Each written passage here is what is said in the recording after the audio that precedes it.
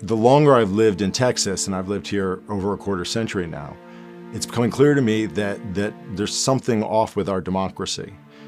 That the democratic process isn't quite reflecting what people in Texas want. And I wanted to know who had the ear of government, who was calling the tunes.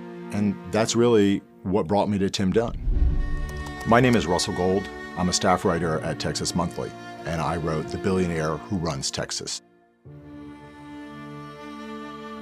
If you were to ask most people, do you know who Tim Dunn is? The answer would be no. Going into reporting the story, I didn't even know that much about Tim Dunn.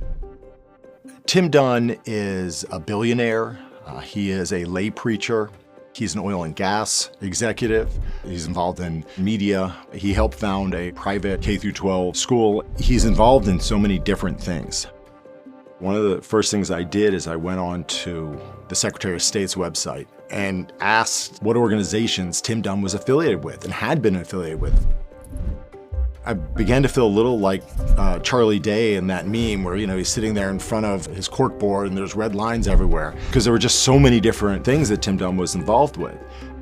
But essentially they're all about the same thing, which is influencing the public, which is steering politics, which is accomplishing his religious worldview through politics. Tim Dunn and his orbit have been very patiently and methodically building up a political machine in Texas to try to push the state to the right and to try to create what some people told me is something resembling a theocracy. For the last 2 years, in 2022 and 2023, Tim Dunn has given about $10 million to one particular political action committee called Defend Texas Liberty, which really have been targeting centrist Republicans. He basically goes to members of the state legislature and says, we want you to vote this way on certain votes, and we're going to score you based on that. And if your score is not very good, we're going to not just find someone to run against you, but we're going to make sure they're very well financed. And so I interviewed and talked to a number of people who faced this. It was so ugly and there was so much money just coming out of nowhere that they were really faced with a choice, either just to give up or to acquiesce.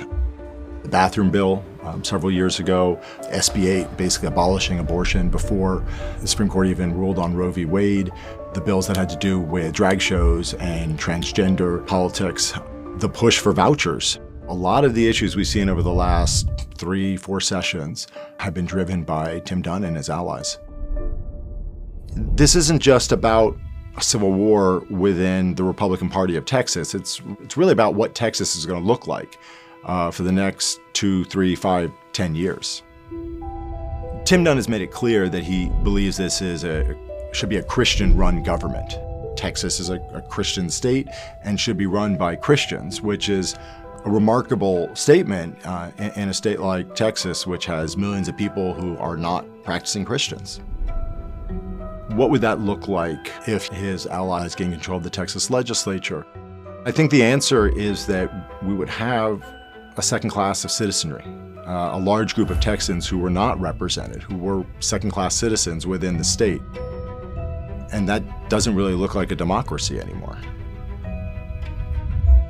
You can read the story in the March 2024 issue of Texas Monthly or at texasmonthly.com.